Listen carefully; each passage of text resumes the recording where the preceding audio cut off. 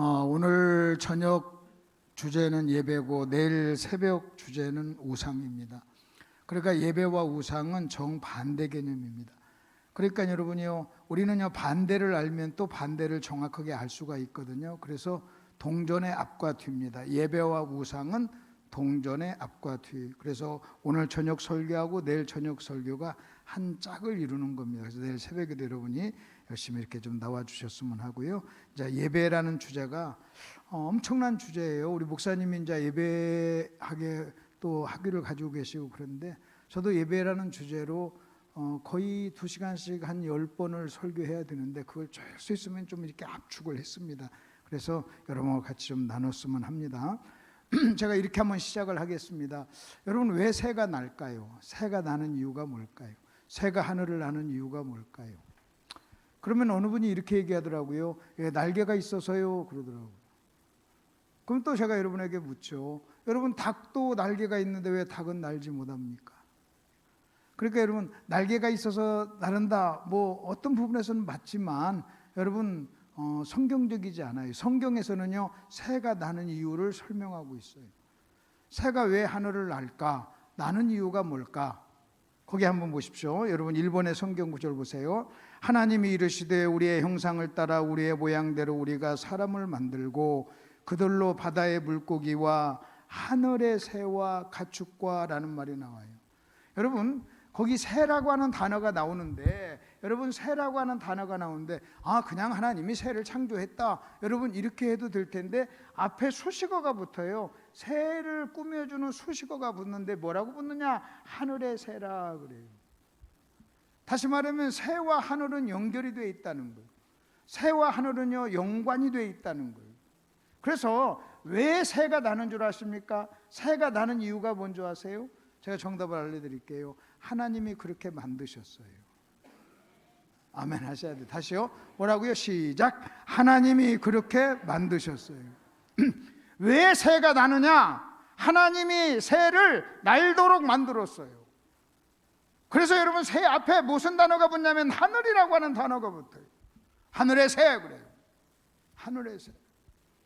그러니까요, 여러분, 새는 하늘을 날도록 만들었고, 그 다음에 거기 또 한번 보십시오. 물고기가 나옵니다.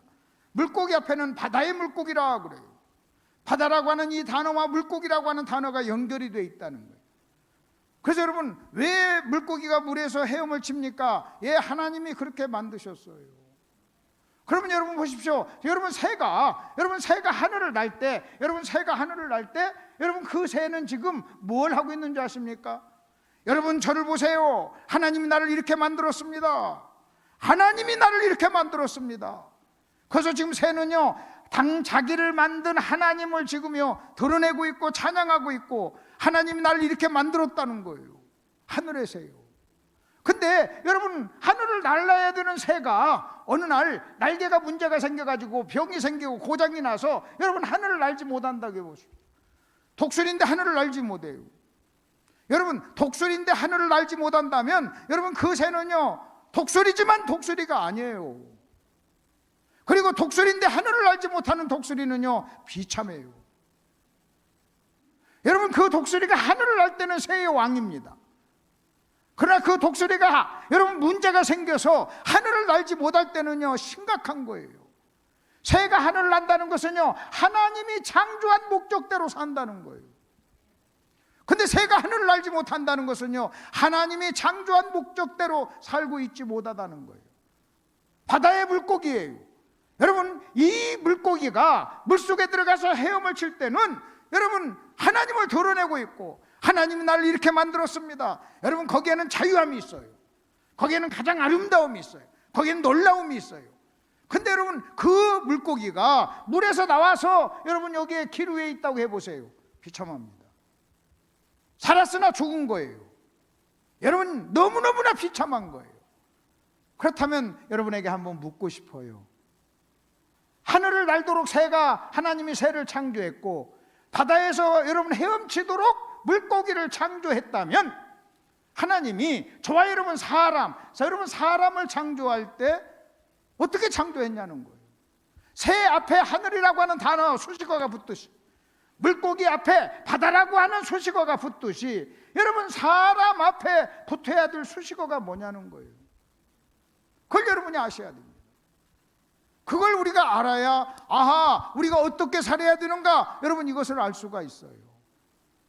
그러면 사람 앞에 붙는 수식어가 뭔지 아십니까? 사람 앞에 붙는 수식어 거기 보십시오. 하나님께서 우리의 형상을 따라 우리의 모양대로 만들어서 이 모든 것을 다스리게 하자 그랬어요.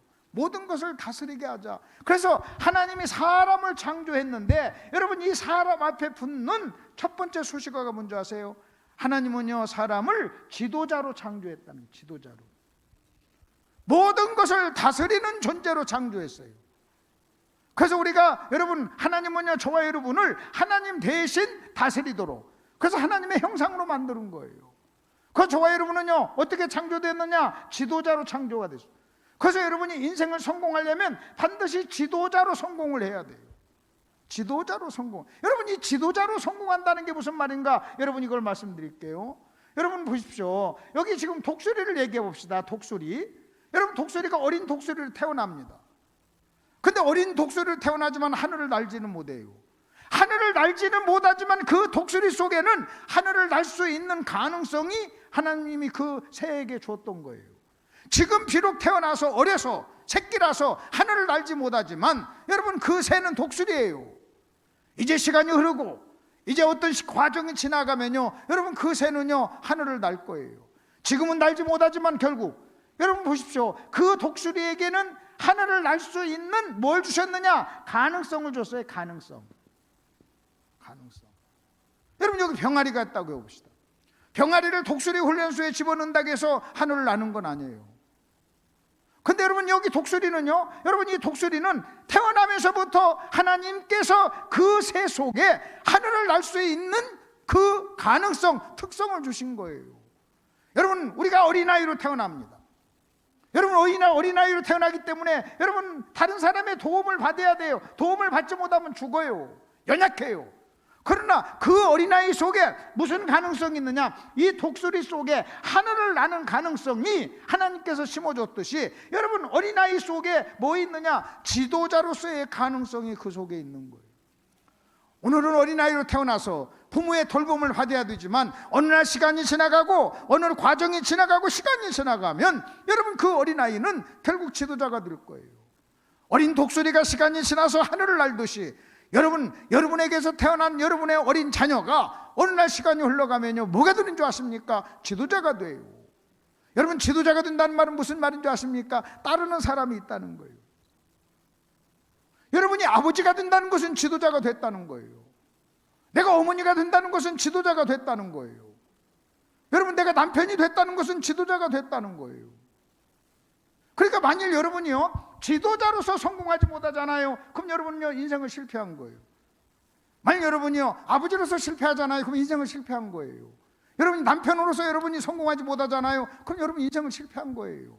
여러분 돈 아무리 많이 벌어보세요. 돈 많이 벌었는데 여러분 남편으로 성공하지 못했어. 한 아내에게 좋은 남편이 못 돼. 여러분 자녀에게 좋은 아버지가 못 돼. 좋은 지도자가 못 돼. 그러면요 여러분 인생은 실패한 거예요. 어떻게 실패한 거냐? 마치 이거와 똑같은 거예요. 하늘을 나는 새인데 하늘을 날지 못하는 거예요. 바다의 물고기인데 물에서 나온 거예요. 여러분 물에서 나온 물고기는요 이미 죽은 거예요. 여러분이 이제는 지도자가 됐어요. 아버지가 되고 할아버지가 됐어요. 형이 되고 여러분 남편이 되고 아니면 여러분 어머니가 됐어요. 여러분을 따르는 자가 생겼어요.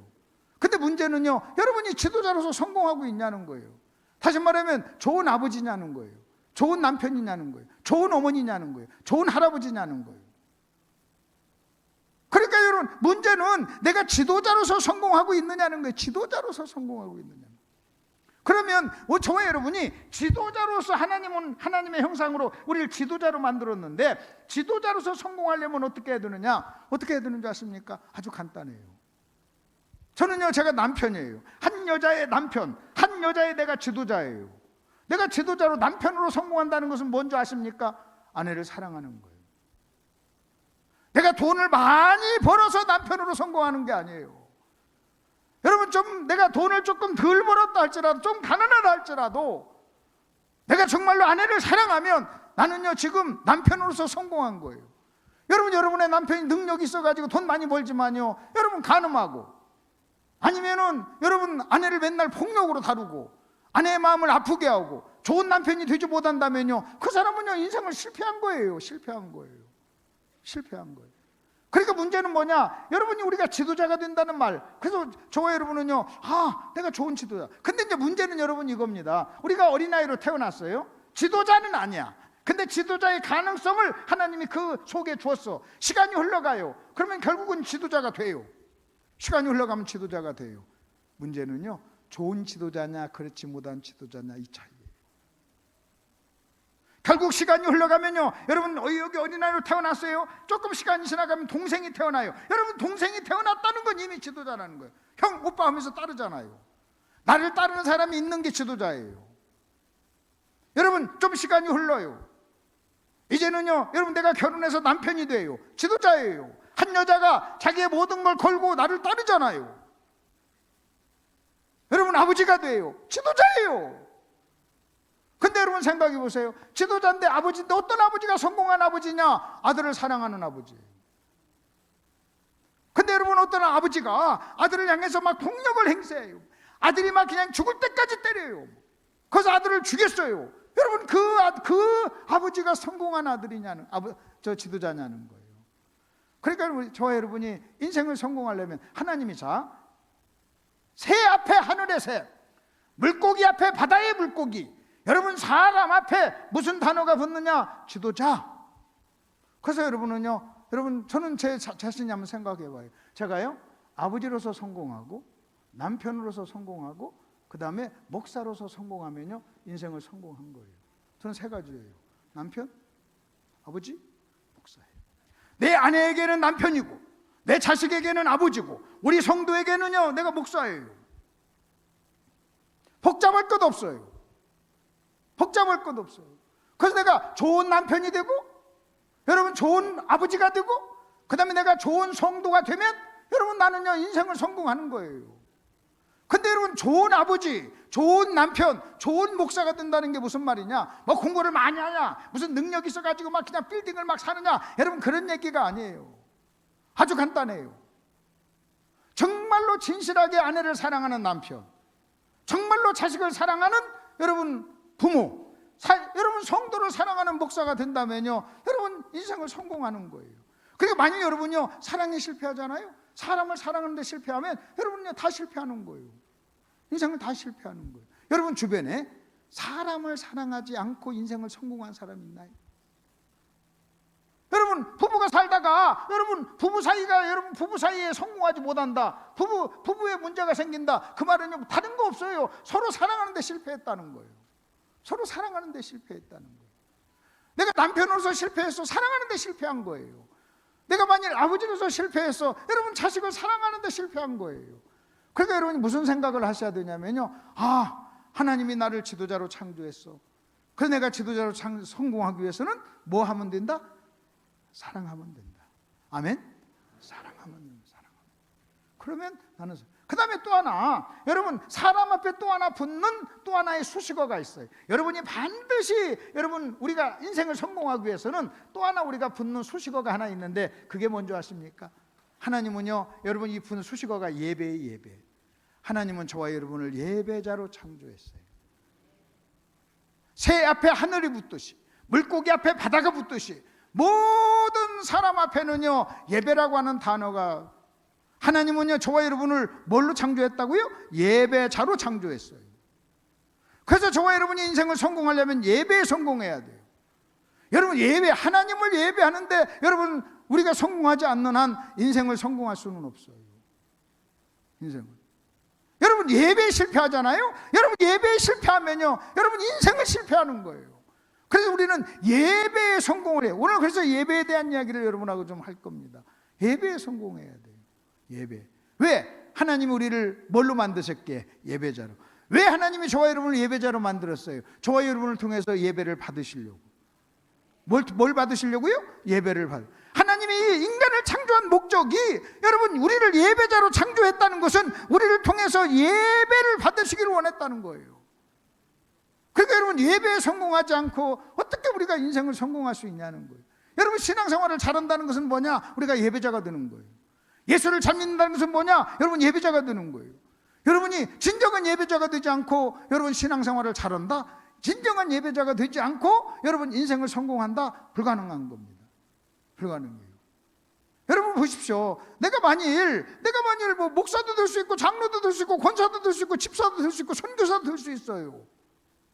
그런데 내가 예배자로서 실패하잖아요. 그러면요, 여러분 그 앞에 붙는 수식어가 아무런 의미가 없어요. 내가 목사라고 하는 호칭이, 장로라고 하는 그 명칭이, 권사라고 하는 명칭이 여러분 무슨 의미가 있어요? 무슨 의미가 있어요? 내가 예배에 성공해야 됩니다. 그 예배에 성공할 때 여러분은요, 여러분의 인생이 성공하는 거예요. 마치 여러분이 예배에 성공하면 뭐와 똑같느냐? 하늘을 나는 새와 똑같은 거예요. 내가 예배에 실패하면요, 어떤 일이 일어나는 줄 아십니까? 새는 새인데 하늘을 날지 못하고, 물고기인데 바다에서 물에서 나온 물고기처럼 여러분 아주 비참한 삶을 사는 거예요. 저는요, 일찍이 이 예배를 정리하고 나서요, 너무나 엄청난 충격을 받았어요. 그중에 여러분 아주 간단하게 오늘 좀 예배에 대한 가장 중요한 핵심 요소를 몇 가지 걸 말씀을 드립니다. 우리는 지도자로 성공해야 되고 우리는 예배로 성공해야 될 줄로 믿습니다. 그러면 예배에 성공하기 위해서는 어떻게 해야 되느냐? 간단하게 정답을 얘기하면요, 하나님을 사랑하면 돼요. 여러분, 내가 지도자로 성공하기 위해서는 어떻게 해야 되느냐? 내가 만나는 사람을 사랑하면 되는 거예요. 다시 여러분 잘 들어보십시오. 내가 하나님을 사랑함으로 우리는 어디에 성공하고? 예배에 성공하고, 그 다음에 사람을 사랑함으로 뭐가 되는 거예요? 지도자로 성공하는 거예요.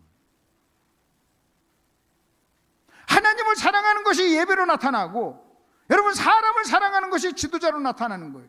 그래서 너희가 마땅히 큰 자가 되거든 다른 사람을 섬기는 자가 되라. 다른 사람을 섬기는 게 뭐냐? 여러분 사랑인 거예요. 사랑인 거예요. 사랑인 거예요. 그러니까 만약 여러분이요, 시간이 흘러갔어요. 시간이 많이 흘러갔는데 여러분이 사람을 사랑하지 못하잖아요. 그러면 여러분은요, 지도자로 실패하는 거예요. 여러분, 제가요, 목회에 실패한다는 게 교회를 적은 교회 하는 게 목회를 실패하는 게 아니에요. 내가 10만 명 목회를 한다 할지라도 사람을 사랑하는데 실패하면요, 나는요 목사로서 실패하는 거예요. 내가 아무리 돈을 많이 버는 남편이라 할지라도 아내를 사랑하는데 실패하면 나는요 남편으로서 실패하는 거예요. 남편으로서 실패하는 거예요. 그래서 여러분 일단 이렇게 여러분 딱 정리를 하세요. 하나님을 사랑하는 게 예배고 사람을 사랑하는 게 지도자예요. 아멘. 다시요. 뭐라고요? 시작. 하나님을 사랑하는 게 예배, 사람을 사랑하는 게 지도자로 성공하는 거예요. 지도자로 성공하는 거예요. 이것을 기본 밑바탕에 딱 까세요. 그래서 혹시 여러분이 지금 인생을 많이 살았어, 이미 지도자야. 근데 여러분이요 사람을 사랑하는데 실패했다면 여러분은 지금 굉장히 힘든 인생을 사는 거예요. 나이는 내가 50, 60, 70이 돼서 아버지도 되고 남편도 되고 이제는요 지도자가 됐는데, 할아버지도 됐는데, 여러분 내가요, 여러분 아내를 사랑하지 못하고 아내하고 맨날 싸워. 자식을 사랑하지 못해서 자식으로부터 존경을 받지 못해. 내가 주변 사람들을, 여러분 내가 주변 사람들을 내가 사랑하지 못해. 그러면 여러분요 그 사람은요 비참한, 내가 존경을 받지 못하고 내가 사랑하지 못하면요 그 사람은 비참한 삶을 사는 거예요. 행복할 수가 없어요. 행복할 수. 그래서 인생이 그렇게 복잡하지 않아요. 자, 이것을 전제로 깔고 이번에는 여러분 2번으로 들어가 보세요. 문제 2번으로 오십시다. 요한복음에 보면 여러분이 이제 성경을 잘 아시니까 제가 이제 성경 가지고 조금 깊은 얘기를 한번, 예배에 대한 이야기를 좀 한번 설명을 해드릴게요. 이렇게 여러분이 한번 보십시오. 참 성경이 참 재밌어요. 여러분 요한복음 3장을 보면 3장의 주제가 뭐냐? 3장의 주제는요 거듭남이라고 하는 주제예요. 그 거듭남이라고 하는 주제에 여러분 모델이 누구냐 할 때 니고데모라고 하는 사람. 하나님께서는 요한복음 3장에서 거듭남이라고 하는 주제를 저와 여러분에게 가르침에 있어서 모델로 어떤 사람을 제시하고 있냐면요 니고데모라고 하는 사람을 제시하고 있는 거예요. 여러분 이거 참 이상해요. 여러분 니고데모는 어떤 사람인 줄 아십니까? 니고데모는 어떤 사람이냐면요 이런 사람입니다. 구약이 만들어낼 수 있는 가장 훌륭한 사람이에요. 율법이 만들어낼 수 있는 최고의 사람이에요. 구약의 선생이었어요. 윤리적으로는요 전혀 문제가 없는 사람이었어요. 여기다 갖다 놓으면요 정말로 여러분 인간적으로 존경을 받는 사람, 인간적으로 윤리적으로 흠이 없는 사람이에요. 율법의 선생이었어요. 근데 하나님께서는요 여러분 거듭남이라고 하는 주제를 가르침에 있어서 이 사람을 모델로 세우는 거예요. 여러분 우리는 보통 거듭남이라고 하는 주제를 가지고 모델로 쓰려면 막 엉망진창 개판으로 사는 사람이 어느 날 주님을 만나서 새로운 사람으로 달라졌어. 여러분 이렇게 1번과 2번이 막 그냥 극적인 사람을 여러분 우리는 갖다 놓으면 얼마나 더 선명하겠어요. 근데 하나님은 그러지 않았어요. 하나님께서 거듭남이라고 하는 이 주제를 가르침에 있어서 하나님이 내가 어떤 사람을 이 주제의 모델로 쓸까 하고 하나님이 찾았는데, 하나님이 찾은 사람이 누구냐? 니고데모였던 거예요. 니고데모는 윤리적으로 문제가 없었지만요 거듭남이라고 하는 이 주제를 가르치는데 가장 적합한 사람이었어요. 그래서 여러분 이 니고데모가 우리에게 주는 거듭남에 대한 교훈이 뭔지 아십니까? 거듭남이라고 하는 것은 여러분 이겁니다. 내가 윤리적으로 문제가 없는 것이 거듭남이 아니라는 거예요. 내가 윤리적으로 완벽하게 문제가 없어도요 거듭나지 않을 수 있다는 거예요. 그 율법을 열심히 그렇게 지켰어도요 여러분 거듭나지 않을 수가 있다는 거예요. 여러분 거듭난다는 것은요 내 힘으로 내 능력으로 되는 게 아니라는 거예요. 그건 성령의 이름으로만 가능한 거예요. 여러분 율법은 니고데모를 만들었지만 성령은요 거듭난 사람을 만들어요. 그러니까 누구든지 성령으로 나지 아니하면 거듭날 수 없다고 얘기한 거예요. 니고데모에게 뭐라고 하는지 아십니까? 너 열심히 신앙생활했지? 네가 열심히 노력했지? 근데 네 노력으로 너는 거듭날 수 있는 게 아니야. 성령으로만 가능해. 율법은 너를 선생으로 만들었고 율법은 너를 이런 사람으로 만들었지만 성령만이 진정으로 거듭나게 할 수 있는 거야 하면서 여러분 그러면서 니고데모를 제시하면서 이렇게 저와 여러분에게 선언하는 거예요. 니고데모 같은 사람도 거듭나야 된다. 그러니 너희들도 거듭나야 돼 하는 메시지를 니고데모를 통해서 저와 여러분에게 보여주는 거예요. 아, 나 정도면 괜찮지 하면서 여러분이 그렇게 폼 잡을 때가 아니라는 거예요. 내 힘으로 내 능력으로는요 거듭날 수가 없어요. 성령의 도움, 성령의 능력으로만 우리는 거듭날 수 있다. 이 모델로 니고데모가 요한복음 3장에 거듭남의 모델로 여러분 제시가 되는 거예요. 자, 그리고 우리가 잘 아는 대로 요한복음 4장으로 넘어옵니다. 요한복음 4장으로 넘어오면 4장의 주제가 뭔지 아십니까? 지금 우리가 공부하는 예배의 예배. 근데 하나님께서는요 예배라고 하는 이 주제를 저와 여러분에게 가르침에 있어서 어떤 모델을 찾을까? 어떤 모델이 적합할까? 누구를 통해서 예배에 대한 교훈을 가르칠까? 하고 하나님이 모델을 찾다가 하나님이 찾은 사람이 누구냐? 할 때 우리가 잘 아는 남편이 5이나 있었던 수가성 여인이에요. 여러분 이 수가성 여인을 통해서 하나님은요 저와 여러분에게 예배가 무엇인가? 예배에 대한 교훈을 지금 주고 있는 거예요. 여러분 예배라고 하는 이 주제가 얼마나 신성한 주제입니까? 근데 여러분 이런 주제를 하려면 한평생 동안 남편을 잃어버리고 과부로서 평생 성전에서 기도했던 안나 같은 사람을 통해서도 여러분 예배에 대한 주제를 모델로 삼을 수 있을 텐데, 세상에 예배라고 하는 이 주제의 모델로 남편이 5명이나 있었던 여러분 수가성 여인, 이 여인을 예배의 주제로 삼고 우리에게 제시하고 있다는 거예요. 그리고 내 생각과 하나님의 생각은 달라요. 그러면 도대체 왜 하나님은 예배라고 하는 주제의 모델로 수가성 여인, 남편 5이나 있었던 수가성 여인을 모델로 제시하고 있는가? 여러분 이걸 보셔야 돼요. 여러분 수가성 여인은 어떤 여인이냐? 수가성 우물가 여인은 어떤 여인인 줄 아십니까? 여러분 성경에서 하나님을 떠난 모든 인생의 영적인 상태를 보여주는 2가지 표현이 있어요. 하나님을 떠나고 죄인된, 그래서 하나님께 범죄하고 하나님을 떠난 모든 인간의 영적인 비참한 모습을 보여주는 2가지 표현이 있는데 그게 뭔지 아세요? 하나는 여러분 이겁니다. 수고하고 무거운 짐진 자들아, 수고하고 무거운 짐입니다. 하나님을 떠난 모든 인간은 여러분 엄청난 짐을 지고 우리는 살아가고 있어요. 그래서 수고하고 무거운 짐진 자들아 내게 오라, 내가 너를 쉬게 하리라 그래요. 그럼 제가 여러분에게 한번 묻죠. 여러분 예수님 믿으십니까? 대답 좀 하세요. 예수님 믿으십니까? 다시요. 예수님 믿으세요. 그럼 여러분이 예수님 믿는다는 말이 무슨 말인 줄 아십니까? 여러분이 수고하고 무거운 짐이 해결됐다는 거예요. 예수를 믿는다는 것은요, 수고하고 무거운 짐이 해결됐다는 말을 우리는 그렇게 표현하는 거예요. 만약 여러분이 예수를 믿는다고 하면서도 아직도 수고하고 무거운 짐이 여러분을 억누르고 여러분을 누르고 있다면 여러분은요, 예수를 잘못 믿는 거예요.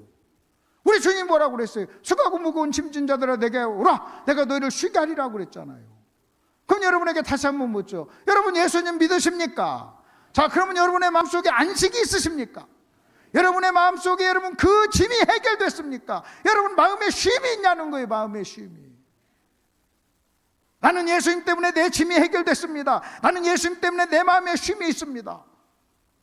여러분 이렇게 고백을 해야 그게 예수를 믿는 거예요.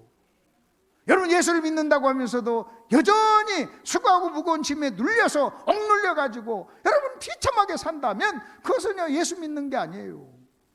만일 수고하고 무거운 짐진 자들아 내게로 오라, 내가 너를 쉬게 하리라 그랬는데 여러분이 지금 주님 앞에 왔는데도 여러분에게 쉼이 없다면 여러분 하나님이 거짓말을 했든지 여러분이 잘못 믿고 있든지 둘 중에 하나예요.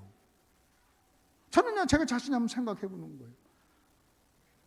내가 수고하고 무거운 짐을 지고 있어서 주님이 오라 해서 내가 갔어요. 주님은요, 내 짐을 편히 쉬게 해준다고 했는데 내 마음속에 쉼이 없다는 것은요, 하나님이 잘못될 리가 없어요. 하나님이 약속을 안 지킬 리가 없어요. 내가 잘못 믿는 거예요. 내가 잘못 믿는 거예요. 그래서 여러분이 이런 생각을 하세요. 여러분의 마음속에 뭔가 어떤 짐이 여러분을 누르고 있고 여러분이 피곤하고 여러분이 그 짐 때문에 힘들고 그 짐 때문에 불행하다면 여러분이 이렇게 생각하세요. 하나님, 내가 뭔가 잘못됐습니다. 하나님께 나오면 하나님이 이 짐 해결해 준다고 했는데 저와 우리에게 쉼을 준다고 약속하셨는데 내 마음속에 쉼이 없는 것을 보니 내가 뭔가 문제가 있습니다. 내 문제가 뭡니까? 하나님 좀 가르쳐 주세요 하고 하나님 앞에 여러분이 납작 엎드려서 하나님께 질문해야 될 줄 믿습니다. 왜 예수 믿는데 쉼이 없어요? 여러분이 하나님 말씀대로 하나님께 나왔는데 왜 쉼이 없냐는 거예요. 하나님이 잘못될 리는 없단 말이에요. 내가 잘못했다. 뭐가 잘못됐나? 문제는 나에게 있다. 저는 한번 생각해 봐요. 수고하고 무거운 짐진 자들아 내게로 오라, 내가 너를 부자로 만든다, 이런 약속은 하지 않았어요. 그러나 수고하고 무거운 짐진 자들아 내게 오라, 내가 너를 쉬게 한다고 약속했어요. 하나님을 믿는다고 하면서 하나님께 나왔다고 하면서 수십 년 하나님을 섬긴다고 하면서 아직도 여전히 마음속에 무거운 짐을 지고 여러분 신앙생활을 한다는 것은요, 뭔가 잘못된 거예요.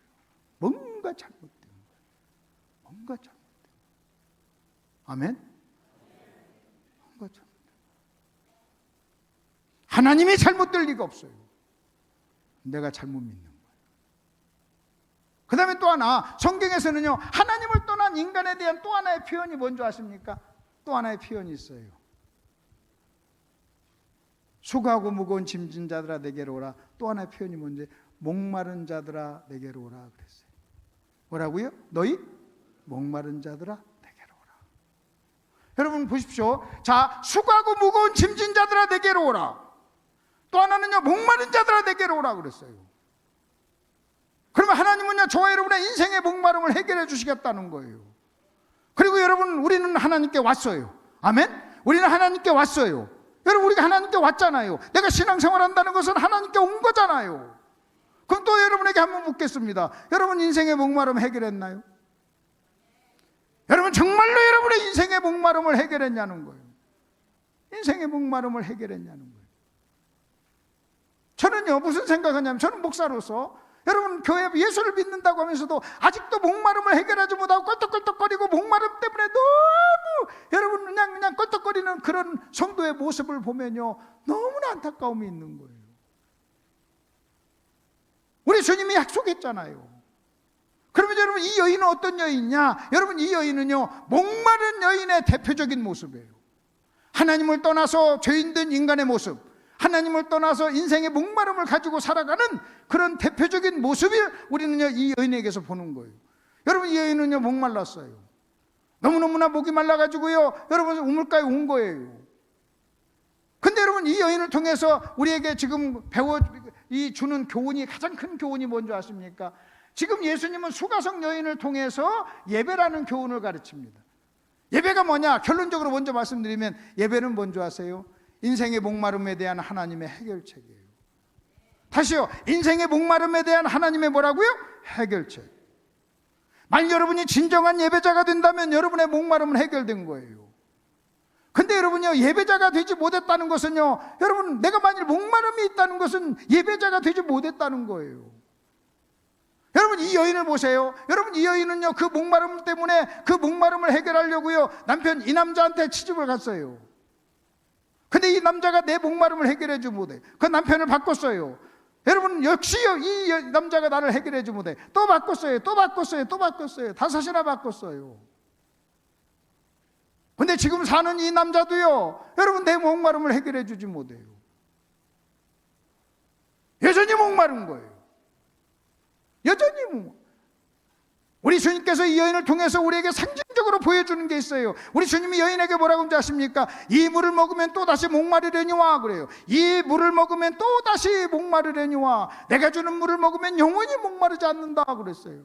여러분에게 한번 묻고 싶어요. 여러분, 하나님이 여러분에게 주신 영원히 목마르지 않은 물을 여러분은 먹고 있냐는 거예요. 그 물을 먹었냐는 거예요. 그게 뭐예요? 인생의 목마름에 대한 하나님의 해결책이 뭔지 아십니까? 예배예요.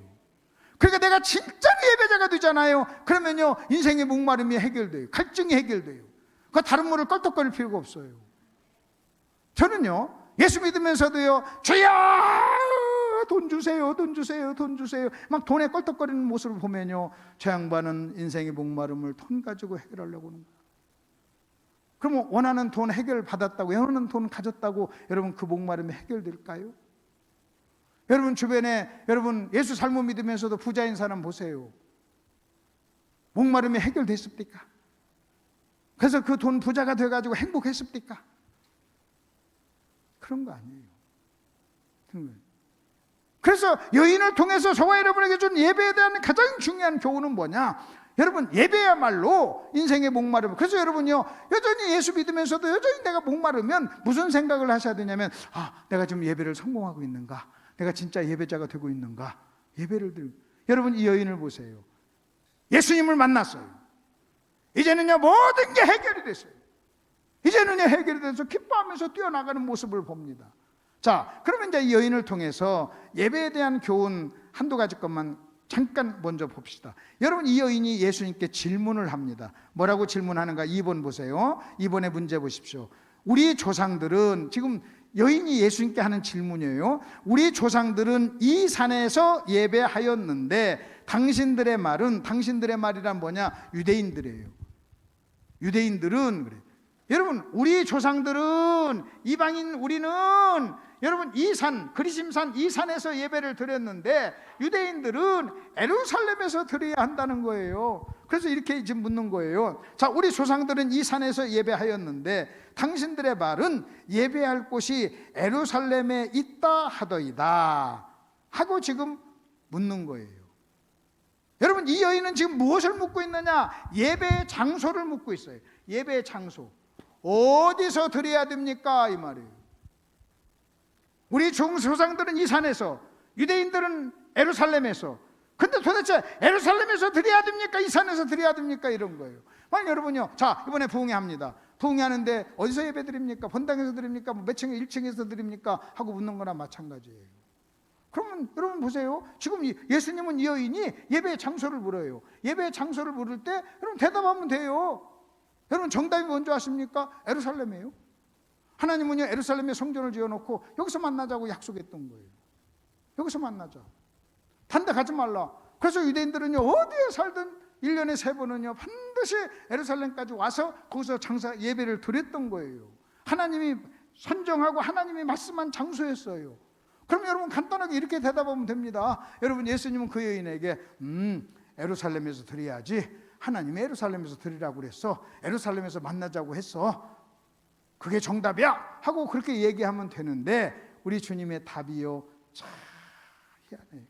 예수님 뭐라고 대답하는지 아십니까? 그 질문의 답을 한번 보세요. 21절, 예수께서 이르시되 여자여 내 말을 믿으라. 이 산에서도 말고 예루살렘에서도 말고 그래요. 자, 여러분, 이 산에서도 말고, 그것은 정답이에요. 근데 예루살렘에서도 말고, 여러분 이것은요, 여러분 굉장히 충격적인 거예요. 여러분, 이 말을 유대인들이 들었다면요, 이건 이단이에요. 여러분 지금까지 수천 년 동안 예루살렘에서 드렸잖아요. 그리고 하나님에서 예루살렘에서 만나자고 했잖아요. 근데 우리 주님은 뭐라고 하냐면요, 이 산에서도 말고 예루살렘에서도 말고 그래요. 이 말은요, 예배는 장소의 문제가 아니라는 거예요. 그리고 이어지는 답이 뭔지 아세요? 이렇게 얘기합니다. 너희가 아버지께 뭐 할 때가 온다고 그랬어요? 예배할 때. 예배할 때. 때란 뭐냐? 시간을 얘기해. 시간. 그러니까 여러분 보세요. 자, 다시 한번 보십시오. 여인은 예수님께 뭘 물었느냐? 장소를 물었어요. 장소를 물었더니 예수님은요, 시간으로 대답을 해요. 여러분 잘 들으세요. 저는요, 여러분이 좀 이런 어려운 얘기도 좀 이해할 줄로 믿습니다. 자, 여러분, 지금 여인은 예수님께 예배에 뭘 물었다고요? 장소. 대답하세요. 뭘 물었다고요? 장소. 근데 예수님은 뭘로 대답하십니까? 시간으로 대답해요. 그렇게 동문서답이에요. 지금 여러분 질문과 답이요, 맞지를 않아요. 장소를 물었으면 장소로 얘기해야죠. 근데 장소로 말하는데 여러분 시간으로 얘기해요. 예배할 때가 온다는 거예요. 그럼 어떤 때가 오느냐? 어떤 때가 오느냐? 장소를 초월하는 예배할 때가 온다는 거예요. 다시 말하면 여러분 이겁니다. 그러면서 뭐라고 얘기하냐면 예배할 때가 이르리라 그래요. 미래형으로 얘기해요. 앞으로 그런 때가 온다는 거예요. 어떤 때? 장소를 초월하는 때. 여러분 이 말을 좀 간단하게 얘기하면 지금은 예루살렘에서 드려야 되지만 언젠가는 예루살렘까지 가지 않아도 되는 시간이 온다는 거예요. 그럼 여러분 보십시오. 우리는요, 그 시간이 왔어요. 그 시간이 왔기 때문에 우리는 예루살렘으로 안 갑니다. 만약 그 시간이 안 왔으면 우리도 예루살렘에 가서 예배를 드려야 되는 거예요. 근데 우리가 예루살렘으로 가지 않는 이유가 뭔지 아십니까? 예수님께서 말씀하신 이 시간이 온 거예요. 예수님께서 말씀하실 때는 미래형으로 말했어요. 근데 우리가 볼 때는요, 이미 이제 과거가 된 거예요. 그러면 여러분 여기서 아주 중요한 원리를 여러분이 하나 배울 수 있어요. 여러분 잘 들어보십시오. 여기 지금 1번 예수님이 지금 계실 때예요. 지금 2번 여러분 우리예요. 근데 지금 예수님이 말씀하실 때 그때 시간은 지금 미래형으로 얘기합니다. 근데 우리 입장에서 볼 때는요, 이미 이때가 온 거예요. 과거가 된 거예요. 그러면 예수님이 말씀하신 1번과 오늘 우리가 사는 2번 사이에, 여러분 2번 사이에 이 시간이 우리에게 임했다는 거, 어느 때가 왔다는 거예요. 그때. 그러니까 그 어떤 때에 장소를 초월하는 그 예배의 시간이 우리에게 역사적으로 찾아왔다는 거예요. 그게 언제입니까? 성령이 오신 거예요. 오순절 성령이 오심으로 이제는요, 예루살렘에서 드려야 되는 예배가 예루살렘에서 가지 않아도 되는 예배로 바뀌어진 거예요. 아멘. 아멘. 예수님이 십자가에 죽으시고 여러분 예수님이 부활하시고 성령이 오심으로 여러분 예루살렘의 휘장이 찢어졌어요. 이제는요, 예루살렘까지 가지 않아도 되는 거예요. 우리 입장에서는 이미 왔어요. 예수님께서는 아직 오순절이 되기 전이니까 미래형으로 얘기해요. 그러나 우리에게는 과거예요. 그 오순절 성령이 오심으로 이제는요, 우리가요, 여러분 예배가 어떻게 되는지 아십니까? 예배가 예루살렘으로 가지 않고 장소를 초월하는 예배가 됐어요. 여러분 예배란 뭔지 아십니까? 성전이에요. 예루살렘 성전은 뭔지 아세요? 내가 하나님을 만나는 거예요. 하나님이 저와 만나는 거고 내가 하나님을 만나는 거예요. 근데 오순절 여러분 성령이 오심으로 여러분 그 성령이 모든 믿는 자 속에 들어가심으로 여러분 한 사람 한 사람이 성전이 된 거예요. 아멘 좀 하세요. 여러분 한 사람 한 사람이 뭐가 됐다고요? 성전이 된 거예요. 이제는요, 여러분의 삶이 예배가 되는 거예요. 여러분의 삶이. 성령이 내 안에 오시기 전에는요, 예루살렘이라고 하는 장소에 가서 하나님을 만나서 예배를 드렸지만 이제는요, 여러분 성령이 우리 안에 오셔서 이제는요, 내가 어디를 가든 하나님이 나와 만나주시는 거예요. 언제든지 어디서든지 하나님이 우리를 만나주시는 거예요. 옛날에는 예루살렘에서만 만났어요. 근데 이제는요, 여러분 언제든지 어디서든지 여러분이 원하면요, 하나님을 만나실 수가 있는 거예요. 여러분이 설거지하면서도 하나님을 만날 수 있어요. 여러분이 산책을 하면서도 하나님을 만날 수 있어요. 여러분이 운전을 하면서도 하나님을 만날 수 있어요. 그렇기 때문에 여러분은요, 여러분의 삶 전체가요, 예배가 돼야 돼요. 그러면 저와 여러분의 삶 전체가 예배가 되려면 어떻게 해야 되느냐? 여러분 간단해요. 하나님을 의식하고 여러분 하나님을 의식하고 여러분이 하나님을 만나면 그게 예배가 되는 거예요. 예배가. 여러분 속에 있는 성령을 의식하고 그 성령께 지배를 받고 성령으로 충만하면요 예배가 되는 거예요. 예배가. 그것을 성령 충만이라고 그래요. 자, 그러면 이제 이어서 또 한번 보십시다. 우리 주님께서 이렇게 얘기합니다. 하나님께서는 예배한 자를 찾으신다 그래요. 찾는 예배자를 찾는다. 그 교훈 하나를 하고 넘어갈게요. 하나님은 뭘 찾는다고요? 예배자. 하나님이 찾는 사람은 어떤 사람입니까? 예배자. 여러분 정답 대답하세요. 하나님은 어떤 사람을 찾습니까? 예배자. 다시, 하나님은 어떤 사람을 찾습니까? 예배자. 똑똑한 사람 아니에요. 잘난 사람 아니에요. 돈 많은 사람 아니에요. 많이 배운 사람도 아니에요. 하나님이 찾는다고 하는 사람은요 딱 하나예요. 예배자를 찾는다는 거예요. 여러분 이 찾는다는 말이 무슨 말인 줄 아십니까? 성경에서는요 유일하게 하나님이 찾는다고 하는 사람은요 예배자밖에 없어요. 하나님은요 병든 사람한테도 뭐라고 하는지 아십니까? 예수님은요 모든 병자를 다 고쳐준 거 아니에요. 자기 병을 가지고 주님께 나와가지고 하나님, 예수님 저 병을 고쳐주세요 하고 구한 사람을 고쳐줬어요. 그러니까 우리 주님께서 뭐라는지, 오라 그래서 오라 너 아쉬우면 와, 문제가 있으면 와, 뭐 필요한 거 있으면 와, 와서 나에게 구해, 와, 네가 와 그랬어요. 근데 예배자는 뭐라고 하는지 아십니까? 당신이 찾아가겠다는 거예요. 당신이 찾아가겠다는 거예요. 그러니까 여러분이 예배자가 돼가지고 어디에 있든지 여러분이 예배자가 되면요 하나님이 찾아가세요. 하나님이 찾아가신다는 거예요. 왜? 예배자는요 하나님이 찾는 사람이고 예배자는 귀하기 때문에. 자, 그럼 여러분 보십시오. 하나님이 찾는다라고 하는 이 표현이 얼마나 무시무시한 줄 아십니까? 하나님이 언제 부자를 찾는다고 그랬어요? 언제 똑똑한 사람을 찾는다고 그랬어요? 여러분이 예배자가 되면요 여러분 하나님은 여러분을 찾아서 여러분을 쓰세요. 하나님께서 예배자를 찾는다. 그러면 여러분이 이 찾는다는 표현이 뭔가? 여러분 이 찾는다는, 이 헬라어 이 찾는다는 표현은요 성경에서 또 한 번 쓰인 적이 있어요. 그게 뭐냐? 여러분 예수님이 12살 때 부모와 함께 예루살렘에 가서 예루살렘 제사 드리러 갔다가 돌아오는데 길을 그 부모가, 예수님의 부모, 육신의 부모가 잃어버렸어요.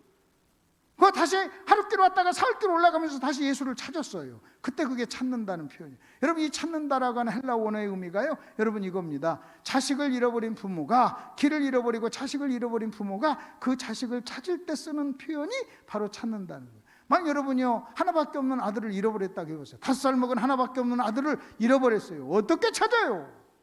저는요 어렸을 때 내 아이를 잠깐 잃어버려 본 적이 있어요. 걔가 잠깐 잃어버려. 그러면 내가 내 아이를 잃어버렸을 때 넥타이 메고 목사니까 점잖게 우리 아들 어디 있을까 이렇게 찾아요? 정신없이 찾죠.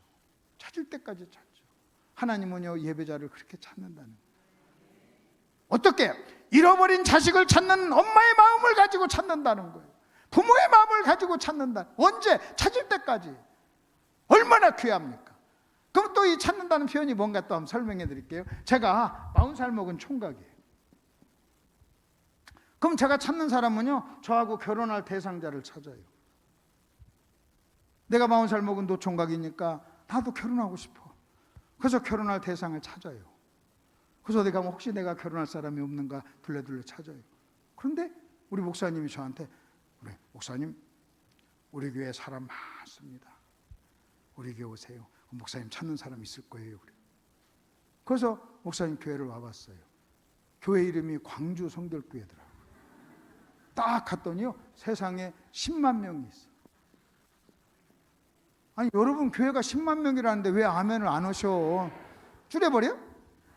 자 여러분 내가 지금 40살 먹은 노총각 누굴 찾아? 결혼 대상자. 근데 목사님이 우리 교회 10만 명이 있다는 거예요. 그거 찾으라는 거예요. 그래서 왔어. 그때 몇 명 있다고요? 10만 명. 몇 명 있어요? 10만 명. 그래서 목사님 찾아보세요 그래요. 딱 훑어봤더니 10만 명이 있는데 딱 보니까 5만 명은 남자야. 5만 명은 여자야. 그러면 일단 5만 명은 제껴놔. 왜? 내가 찾는 사람 아니야. 나는 남자를 찾는 게 아니에요. 나는 여자를 찾잖아요. 5만 명 제껴놓고 이쪽 5만 명 여자가 있는 거예요. 와, 여자가 5만 명이 있어요. 근데 딱 다시 한번 자세히 보니까요 49,999명이 유부녀야. 그러면요, 나하고 상관없어요. 여러분, 잘났다고요? 쌍꺼풀이 있다고요? 날씬하다고요? 아니에요. 여러분, 5만 명의 여자가 있는데 여러분 49,999명이 여러분 결혼한 이미 유부녀예요. 그럼 나하고 상관없어요. 근데 딱 한 사람,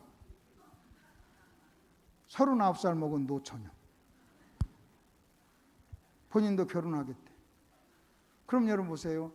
내가 딱 왔을 때 몇 명이 있어? 10만 명. 근데 내가 찾는 사람 몇 명? 한 명이에요. 그게 예배자예요. 그게 예배자예요.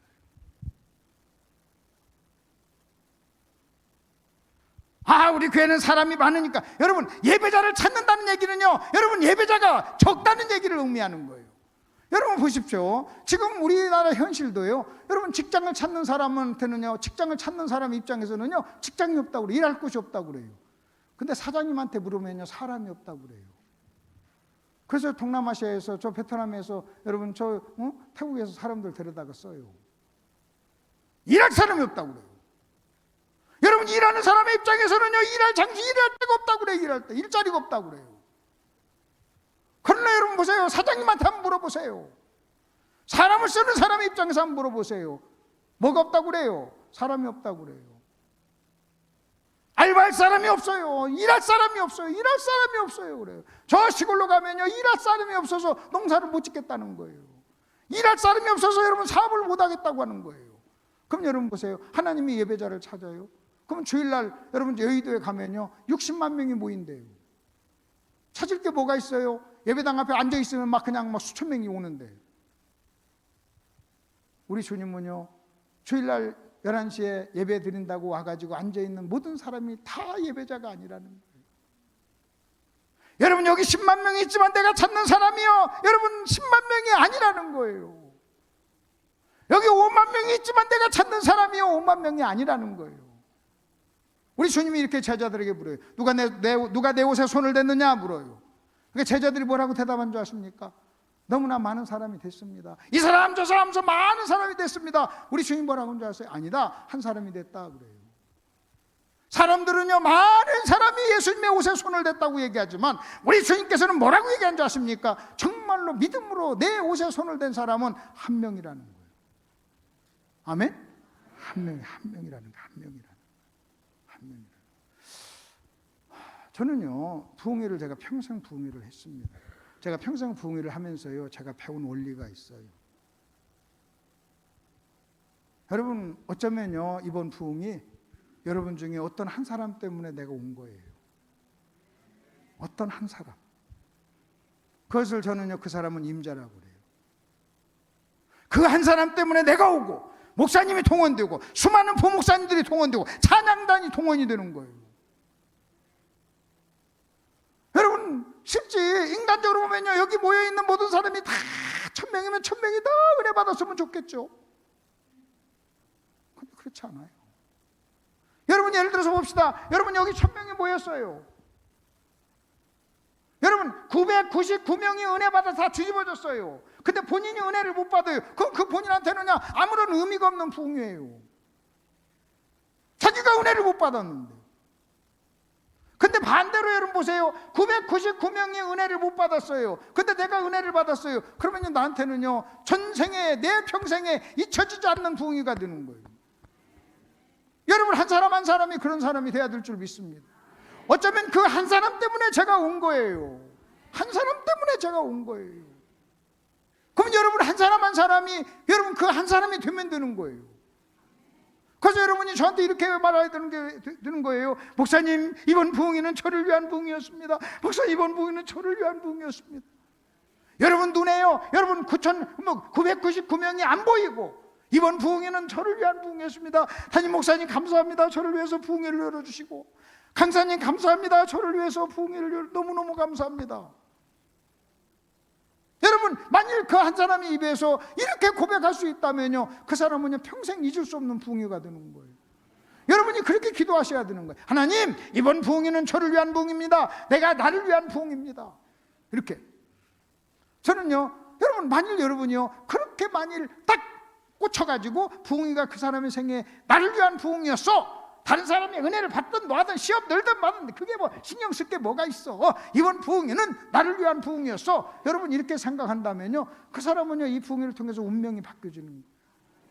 그 저는요 솔직히요, 저는 그 한 사람 때문에 온 거예요.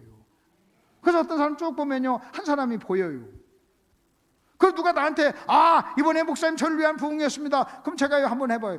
당신을 위한 부흥이었으면 그럼 당신이 내 사례비 내쇼. 그러면요 진짜 자기를 위한 부흥이라고 한 사람은요 내요. 내지. 자기를 위한 부흥인데 못 낼 게 뭐가 있어.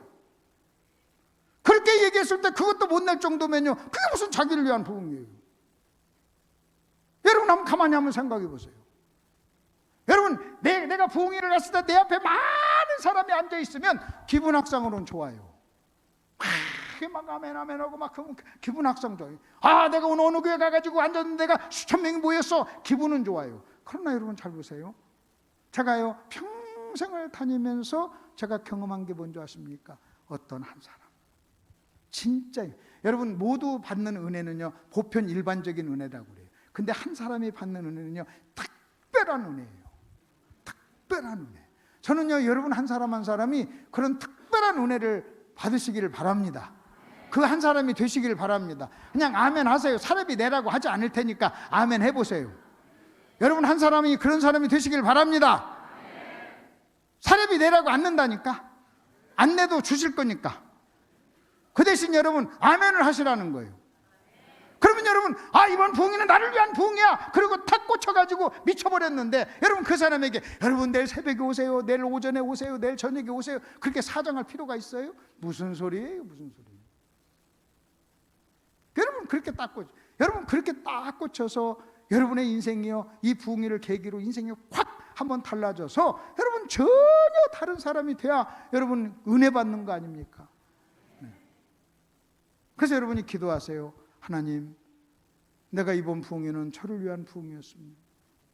하나님이 저를 위해서 우리 교회에서 우리 목사님이 모든 걸 동원해서 그 대가를 지불하고 이번 부흥회를 허락해 주시고 저 강사님 불러오시고 저 강사님도 이번 나를 위해서 왔구나 하고 여러분이 그렇게 생각해서요 여러분이 벌렁벌렁 이번 은혜를요 평생 그것이 내 인생을 바꿀 수 있는 그런 계기가 됐으면 좋겠다는 거예요.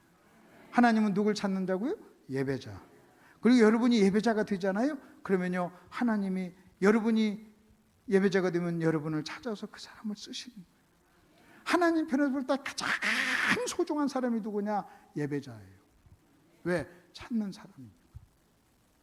이제 이렇게 하고 그러면 예배가 뭘까요? 자 3번으로 넘어갑니다. 3번으로 넘어가서 예배가 뭐냐? 예배에 대한 개념을 먼저 한번 정리할게요. 예배는 뭐냐? 예배의 문자적인 개념은 엎드리다 절하다 무릎을 꿇다예요. 문자적으로 예배는 뭐냐? 엎드리다 절하다 무릎을 꿇다. 시작.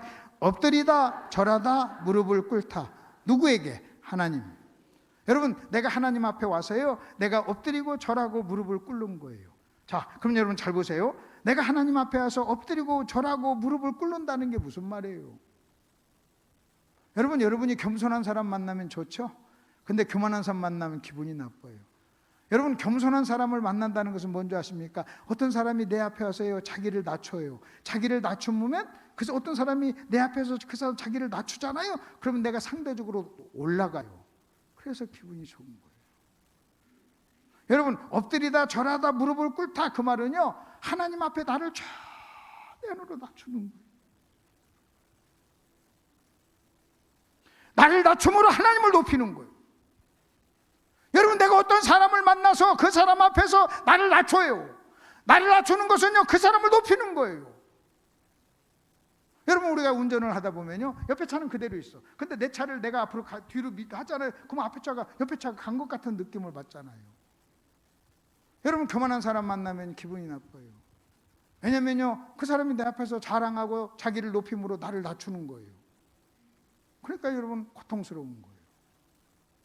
그럼 예배란 뭐냐? 엎드리다 절하다 무릎을 꿇다 이 말을 다른 말로 얘기하면요 여러분 나를 낮춤으로 하나님을 높이는 거예요.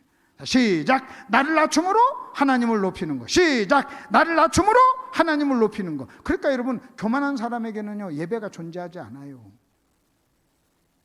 하나님 앞에서 자기를 높이는 사람, 자랑하는 사람, 여러분 이 사람에게는요 예배가 존재하지 않는 거예요. 여러분이 이 자리에 와서 앉아 있어도요 예배가 존재하지 않는 거예요. 자기를 높이는데 무슨 예배가 있습니까? 그래서 지금도 여러분, 그래서 이게 문자적으로는 엎드리고 절하고 무릎을 꿇다예요. 지금도 해극권에 있는 사람들, 여러분 구약에서는요 엎드리는 거예요. 최소한 문자적으로 우리 몸에 6군데 이상이 땅에 닿아야 돼요. 이마가 닿아야 되고, 무릎이 닿아야 되고, 손바닥이 닿아야 되고, 여러분 가슴이 닿아야 되는 거예요. 그래서 내가 더 많이 나 자신을 엎드리면 엎드릴수록 여러분 그 사람은요 진정한 예배자가 되는 거예요. 그럼 여러분 한번 보십시다. 우리는 지금 와가지고 엎드리진 않아요. 의자에 앉아 있어요. 그러나 여러분 하나 하셔야 됩니다. 마음은 엎드려야 돼요. 마음은 엎드려야 돼요. 여러분이 예배자가 되기 위해서는요, 여러분 교회 와서 여러분 딱 앉아가지고요, 여러분의 마음과 여러분의 모든 것을요 하나님 앞에 납작 엎드려야 돼요. 납작 엎드려야 돼요. 내가 말씀을 듣는 태도, 자세, 눈, 모든 태도를요 하나님 앞에요 여러분 납작. 내가 와가지고 여러분 여기 와가지고 내가 납작 무릎 꿇고 여러분 그렇게는 하지 않는다 할지라도, 내가 의자에 앉아있다 할지라도요 저와 여러분의 마음의 자세만은요 낮춰야 돼요. 마음의. 그래서 여러분이 교회 와서요 앉아있으면서 부들부들 떨어야 돼요. 여러분 경건한 두려움 앞에서 여러분 자신을요 겸손하게 낮추고, 마음을 낮추고, 마음을 낮추고, 최대한으로 여러분이 하나님 앞에 엎드리고 그것이 여러분 예배의 문자적인 개념이에요. 자, 그 다음에 예배의 사전적 개념은 뭐냐? 최고의 대상에게 최고의 경의를 표하는 거예요. 예배란 뭐냐? 예배 대상인 하나님을요 내가 최대한으로 하나님 앞에 경의를 표하는 거예요. 좋은 자세와 태도를. 여러분 이번에 여러분들이 저를 이렇게 쭉쭉 이렇게 길에서 여러분 복도에서 만날 때마다 아유 강사님이다 하면서 최대한 좋은 자세를 취해줘서 너무 감사해요. 마찬가지로요 여러분 우리가요 끊임없이 하나님을 의식하고요, 하나님을 의식하고 그 하나님을요 높여드리고, 하나님을 높여드리고, 하나님을 높여. 아유 강사님이시네요. 아유, 안녕하세요 강사님 은혜 받았습니다. 그렇게 하듯이 높여드려야 됩니다. 그게 예배예요. 그 다음에 또 하나, 여러분 예배의 본질적 개념은 뭐냐? 예배의 본질적 개념은 드리는 거예요. 뭐라고요? 드리는 거. 시작. 드리는 거. 시작. 드리는 거. 여러분 이 드린다라고 하는 이 개념을 우리가 이해해요. 예배는 뭐냐? 드리는 거예요. 근데 드린다는 것은 뭐냐 할 때, 나보다 높은 분한테 줄 때는 드린다고 그래요. 나보다 밑에 사람한테 할 때는요 준다고 그래요. 그리고 내가 누구에게 주는 것, 그렇게 드리는 것을 뭐라? 사랑이라고 그래요. 사랑은 주는 거라고 그래요. 그러니까 예배의 본질은 뭐냐? 하나님을 사랑하는 거예요.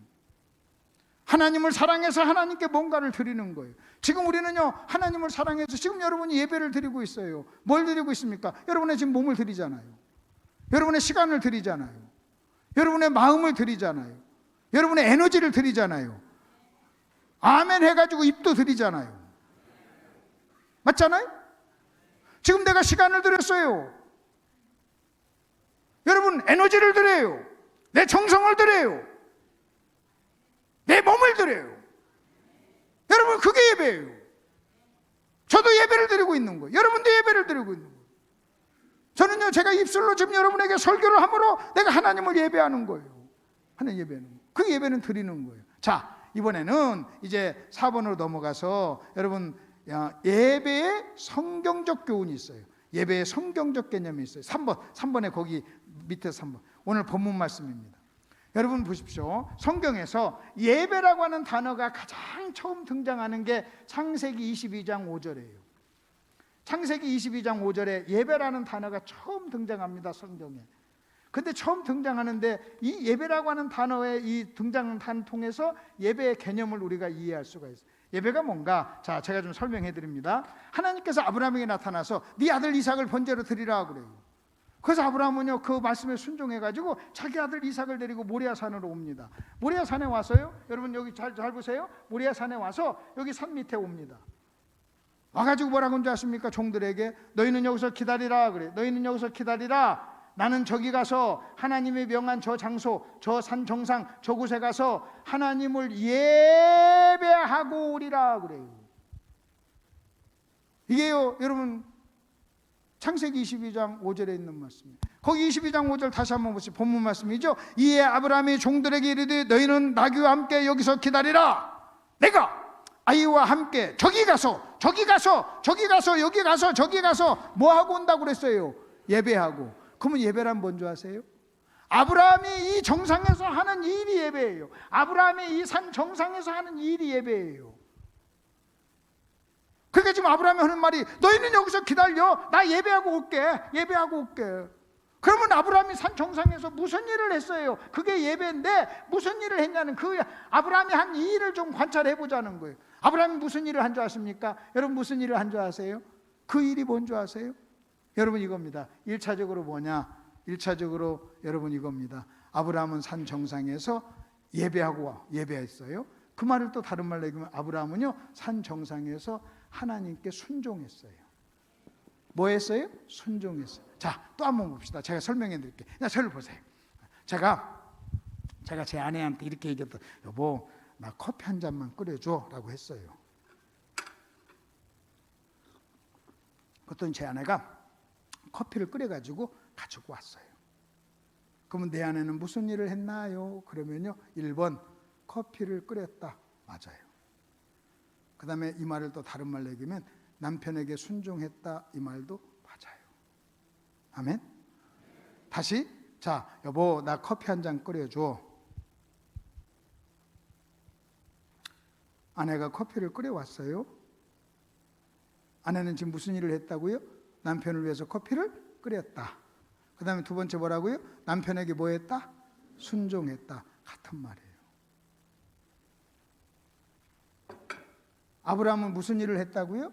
하나님을 예배했다. 그 다음에 하나님께 뭐 했다? 순종했다. 그래서 예배란 뭐냐? 하나님께 순종하는 게 예배예요. 다시 뭐라고요? 시작. 하나님께 순종하는 게 예배예요. 순종이 예배예요. 순종이 예배. 일단 여러분, 그러니까 여러분 보세요. 순종이 예배예요. 순종이. 그러니까 여러분 하나님께 순종하지 않는 사람은요 예배란 존재하지 않아요. 뭐에? 하나님의 말씀에. 그래서 예배를 신학적으로 뭐라고 하는 줄 아십니까? 계시에 대한 인간의 응답이라고 그래요. 계시. 네 아들 이삭을 번제로 드리라고 하는 말씀에 대한 인간의 응답이라고 그래요. 그거 순종의 예배예요. 자, 그러면 또 하나 보십시다. 또 하나, 지금 예배를 하고 났을 때, 여러분 아브라함이 이렇게 예배를 했을 때 하나님이 아브라함이 한 일, 아브라함이 한 예배, 아브라함이 한 이 순종을 하나님은 뭐라고 평가하는가 보세요. 하나님의 입장에서 보시는 평가가 있어요. 하나님은 이 일을 어떻게 보시는가, 뭐라고 보시는 줄 아십니까? 그게 12절이에요 12절에 뭐라고 나오는가 이렇게 보세요. 12절에 사자가 이르시되 그 아이에게 내 손을 대지 말라 그래요. 지금 아브라함은 예배를 드리기 위해서요, 지금 순종하기 위해서 칼을 딱 빼들고 아들을 딱 내리치려고 하는 순간 하나님께서 아브라함이 한 일에 대해서 하나님은 이렇게 평가하죠. 사자가 이르되 그 아이에게 내 손을 대지 말라, 그에게 아무 일도 하지 말라. 네가 네 아들 네 독자까지도 내게 아끼지 아니하였으니 내가 이제야 네가 하나님을 경외하는 줄을 아노라 그랬어요. 원래는 여러분 이렇게 말을 해야 돼요. 아브라함아 칼을 꽂아라. 그렇게 하지 말라. 네가 이제야 나를 예배하는구나. 여러분 이 말이 맞아요. 그 다음에 네가 이제 나를 순종하는구나 이 말. 근데 여러분 그 말 대신 네가 나를 경외하는구나 그랬어요. 그래서 여러분 경외, 순종, 예배는요 같은 개념이에요. 같은 의미의 다른 표현이에요. 그러니까 네가 나를 예배하는구나, 네가 나를 순종하는구나, 네가 나를 경외하는구나 같은 얘기예요. 그래서 여러분 예배란 뭔지 아십니까? 하나님을 경외하고 하는 모든 행위예요. 예배란 뭐냐? 하나님께 순종하는 거예요.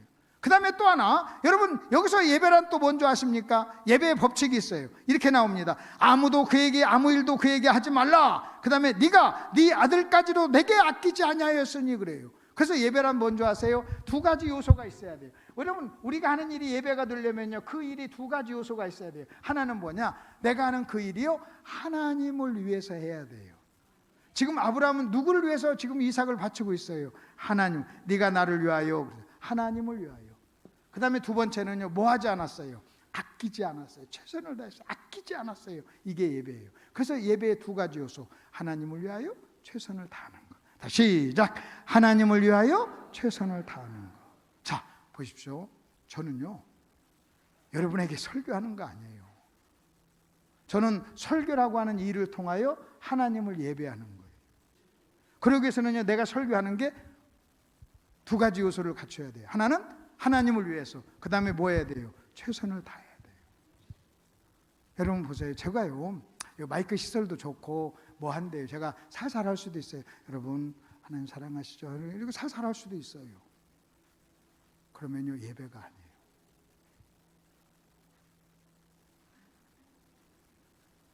제가요, 저 자신을 위해서 피곤하니까 내가 살살살 짧게 할 수도 있어요. 최선을 다한 게 아니에요.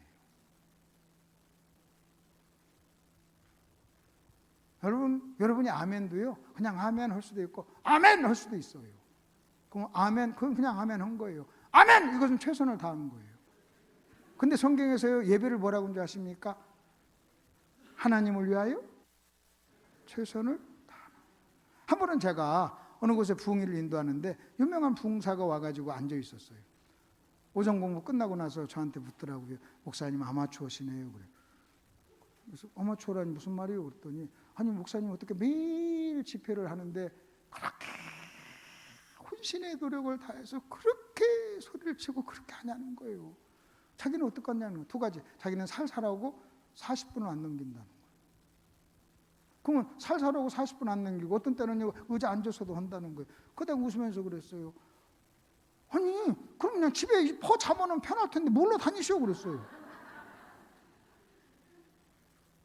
그 다음에 또 여러분 한번 보세요. 그 사람이 저보고 아마추어라고 하는데 여러분이 볼 때 내가 아마추어처럼 보여요? 수천 번을 인도한 사람이에요. 세계에서 가장 큰 교회 가서도 부흥한 사람이에요. 31살, 2살부터 여러분 30년, 40년 가까이 부흥을 한 사람이에요. 목사님들만 35년을 가르친 사람이에요. 저 이거 끝나고 나면요, 내일 목요일 날 아침부터 목사님들 세미나 있어요. 아침 10시부터 하루 종일. 그거 생각하면서 이거 살살 한다고요? 다음 주에 또 강원도 가서 또 부흥회예요. 그거 생각하면서 살살 한다고요? 저는요, 설교가 아니라 설교로 예배를 하는 거예요. 그럼 설교가 예배가 되려면 어떻게 해야 되느냐? 1차적으로 누굴 위해서? 하나님을 위해서. 그 다음에 어떻게? 최선을 다하는 거예요. 그래서 목이 쉬라고 최선을 다하는 거예요. 여러분도요, 앉아서 설교 듣는 것이 예배가 되려면 하나님을 위해서 최선을 다하셔야 되는 거예요. 만약 제가 여러분에게 자 찬송 하나 합시다, 그 말은 무슨 얘기인지 아세요? 찬송으로 예배하자는 거예요. 그럼 여러분은요, 이제는요 최선을 다해서 찬송을 해야 되는 거예요. 여러분이 부흥회를 참석했는데, 그리고 한 주간 동안 부흥회를 참석했는데 목이 가지 않아? 여러분이 아들한테 딸한테, 서울에 있는 아들한테 딸한테 전화해가지고 애야 잘 있었냐? 아니 어머니 목소리에 부흥했다. 아니 부흥했는데 목소리에 야 이놈아 하나님을 위해서 최선을 다해야지. 여러분 이렇게 돼야죠. 사람은요 자기를 위해서는요 최선을 다해서 싸워요. 여러분 자기를 위해서 남편하고 싸울 때는요 죽여 하고 덤비잖아요. 근데 왜 아멘은 그렇게 안 합니까? 제가요 아멘 한번 하라고 그래요. 자 여러분 한번 해보세요. 아멘 해보세요. 자 시작. 아멘 해보세요. 시작. 자 남편에게 싸울 때 덤비는 톤으로 해보세요. 자 남편하고 싸웁니다. 죽여 하고 덤비는 톤으로 한번 아멘 해보세요. 시작. 이렇게 그게 예배예요. 자기를 위해서 여러분 최선을 다해서 싸울 땐 그렇게 싸우잖아요. 저는요 제가요 설교를 하지 않고 내가 마이크 딱 내놓고 그냥 다닐 때는 힘 딱 빼고 나 말도 안 해요 잘. 그리고 힘 주지도 않아요 말에. 왜? 그건 뭐 내가 예배하는 거 아니니까. 그러나 이 시간 내가 이 시간에 여러분 내가 하는 일은 설교가 아니라 나는 설교로 예배를 드리는 거예요. 여러분이 설교를 들으면서 예배를 드리는 거예요. 자세 똑바로 하세요. 그래서 최선을 다하세요. 아멘 한마디를 하더라도요 여러분의 의지를 담아서 거기에 여러분 최선을 다해서 하시라는 거예요. 그래야 그게 예배가 되는 거예요. 저도 이렇게 하고 나면요 여러분 땀이 젖어가지고요 얼마나 그냥 매래서 난리예요. 제가 속옷을 열 몇 개를 가져와요. 매번 가가지고 가서 또 갈아입고 꽉 짤 정도예요. 왜? 내가 최선을 다하는 거예요. 저라고 피곤하지 않아요? 가면요 지쳐가지고 쓰러져요. 그래도 내가 무슨 생각하냐면요, 나는 내가 설교한다고 생각하지 않고 나는 예배를 드린다는 거예요. 하나님은요, 설교자를 찾는 게 아니라 예배자를 찾는 거예요. 여러분, 한 사람 한 사람이 그런 영적인 긴장을 가지고 내가 최선을 다하겠다고 하는 그런 자세로, 여러분, 나는 오늘 예배드려, 설교 듣는 게 아니라 설교를 듣는 일을 통해서 나는 예배드려. 예배의 특징이 뭐냐? 하나님을 위하여 최선을 다하는 거예요. 하나님을 위하여 최선을 다하는 거예요. 여러분 보세요, 예배 시간이 11시인데 여러분 새벽 기도가 5시인데 5시 5분, 10분, 20분에 늦게 와가지고, 어쩔 수 없이 늦을 수도 있지만요, 여러분 매번 늦게 와가지고요, 사랑하는 애인을 만나러 갈 때는 그렇게 늦겠어요? 근데 여러분, 그러면서 여러분 그렇게 최선을 다하지 않으면요, 무슨 그게 무슨 예배예요? 그 제가 여러분에게 5시인데 여러분 10분 전에 오세요 그러잖아요.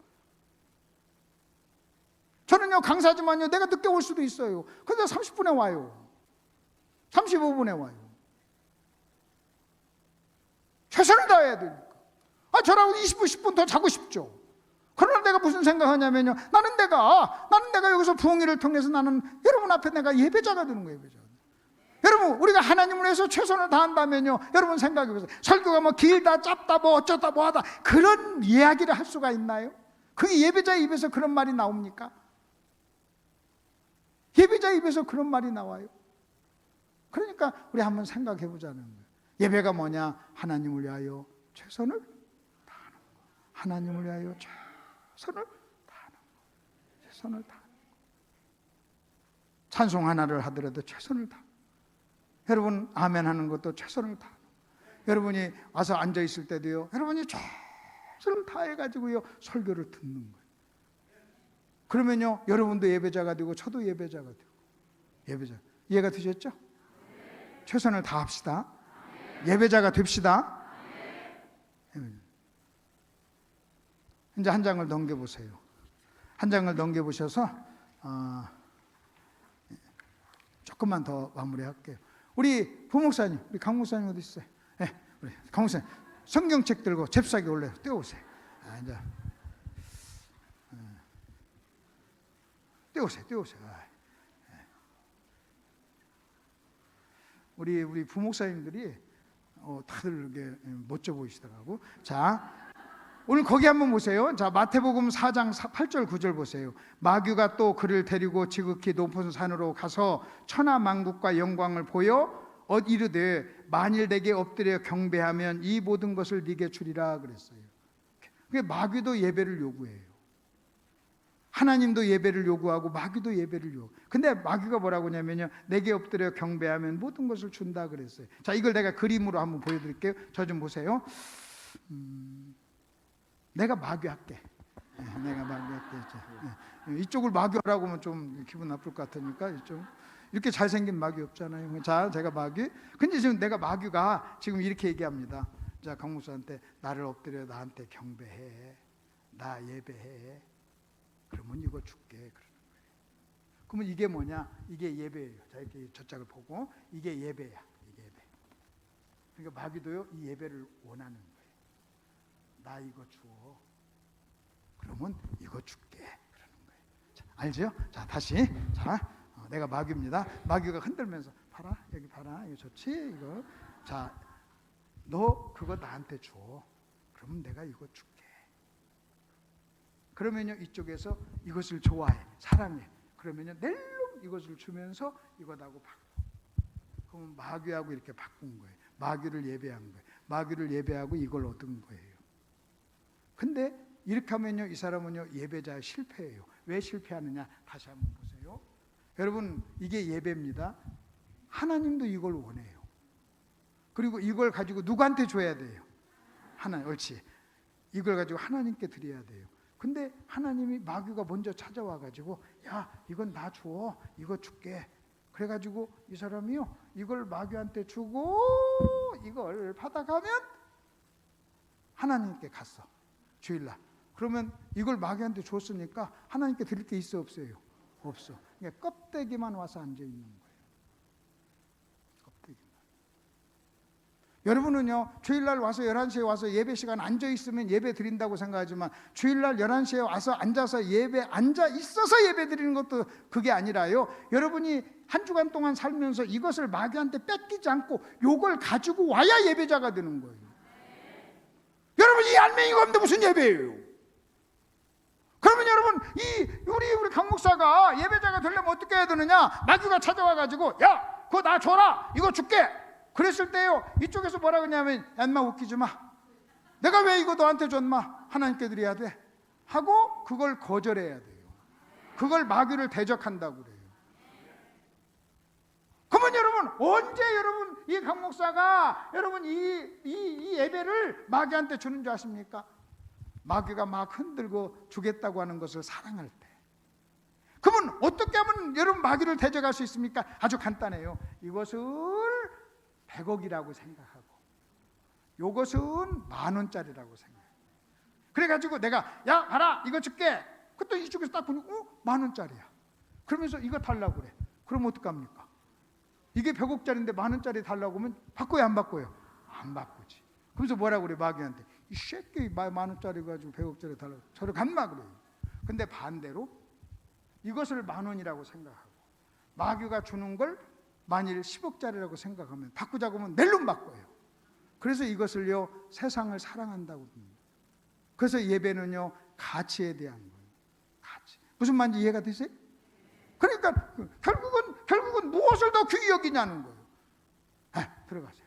자, 그러면 예를 들어서 한번 보십시다. 예를 들어서 어떤 남편이 아내에게 반지를 하나 해줬어요. 반지 10억짜리 반지를 사줬어요. 그리고 출장을 갔다 오니까 아내가 막 뭔가를 먹고 있는 거예요. 침 질질 흘리면서. 뭐 먹는가 봤더니요, 엿을 먹는 거예요. 오늘 점심 때 우리 사모님이 그 점심 먹고 나서 그 식당에서 엿을 사가지고, 강사님 엿 드세요 그러더라고요. 그래서 제가 그래서 사모님이 그 엿 사줘서 엿 먹었어요. 엿 먹었어요. 엿. 자, 그 남편이 와서 물어요. 너 뭐 먹니? 그때 너무 맛있다고 엿이다고 하면서, 어디서 났어? 그랬더니요, 손에 반지가 없는 거예요. 반지를 주고 엿 2가락지하고 바꿔 먹는 거예요. 그럼 왜 바꿨습니까? 이 반지의 가격을 모르니까. 그럼 여러분 한번 물어보십시다. 10억짜리 반지하고, 남편이 준 10억짜리 반지하고 엿 2가락하고 바꿔 먹으면 그런 여자를 무슨 여자라고 합니까? 여러분이 대답해 보세요. 시작! 정답 몰라? 내가 알려드릴게요. 미친년. 다시요, 대답해 보세요. 자, 10억짜리 반지하고 엿 2가락지를 바꿨어. 무슨 여자? 시작! 미친년이에요. 미쳤으니까 그렇지. 어떻게 10억짜리하고 여러분 엿하고 바꿔 먹어요? 10억짜리의 가치를 모르는 거죠. 마찬가지예요. 여러분이 하나님께 드려야 될 예배는요, 10억짜리예요. 마귀가 여러분에게 주는 것은요, 엿이나 마찬가지예요. 그러니까 만약 여러분이요, 예배에 실패하잖아요. 예배에 실패하고 마귀가 준 거 먹으면서 침 질질질 흘리면서 예배에 실패하는 사람은요, 어떤 사람이냐? 여러분이 대답하세요. 시작! 자기가 여자면 미친년이라고 하고 남자면 미친놈이라고 한번 해봐요. 다시요. 여러분, 정말로 귀한 여러분 10억짜리 예배를 마귀하고 바꿔서 여러분 마귀가 준 엿 2가락 먹으면서 침 질질 흘리면서 먹으면 어떤 사람이라고요? 시작! 여러분이 얘기해서 내가 한 거 아니에요. 그렇잖아요. 그러니까 예배란 뭔지 아세요? 하나님이 예배의 가치를 안다는 거예요. 여러분, 예배는요 그런 거예요. 그러니 여러분, 예배자를 찾는다는 게 얼마나 귀한 겁니다. 내가 볼 때는요, 여러분 예배에 실패하고 예배를 안 드리고 예배를 우습게 알고요, 그래서 예배를 우습게 하는 사람은요, 여러분 내가 볼 때는요, 여러분 엿하고 바꿔먹는 사람하고 다를 게 뭐가 있어요. 솔직히 영적인 시각으로 볼 때는요, 미친 거예요. 저는 자살을 하고다 예수 믿었어요. 구원 받았어요. 너무너무 감사해가지고요, 제 생애에 내가 주일날 빠져본 적이 없어요. 하나밖에 없는 형님이 주일날 결혼해서 믿지 않았어요. 제가 잘했다는 얘기는 아니에요. 결혼식에 안 갔어요. 주일날 결혼한다고. 저는요, 내가 죽으려고 하다가 예수 믿었기 때문에 저는 목숨을 걸었어요. 목숨을 걸었어요. 여러분, 숱한 여러분 사연들이 있어요. 숱한 사연들이요. 어떻게 하든 예배에 성공하지. 어떻게 하든 예배에 내가 예배에 어떻게 하든 성공하지. 거기다 내 목숨을 걸고 거기에 가치를 두고 절대로 내가 예배를 다른 것하고 바꾸지 않겠다. 여러분, 예배는 뭐냐? 바꾸는 기능이에요. 여러분, 주일날 안 왔어요? 주일날 예배 안 왔어요. 그런 사람은요, 주일날, 아이고, 집사님 왜요? 주일날 이번에 안 보이네요. 그랬더니, 아이고, 목사님 너무나 바빴어요. 그래요. 그럼 내가 웃으면서 그러죠. 바쁜 사람 참 많았는데, 안 바쁜 사람도 많았는데. 그 다음 또 여러분 보세요. 아이고, 주일날 왜 안 왔어요? 그러니까요, 주일날 낚시 갔다고 해봅시다. 그 사람은요, 낚시하고 바꾼 거예요. 낚시하고 예배를 바꾼 거예요.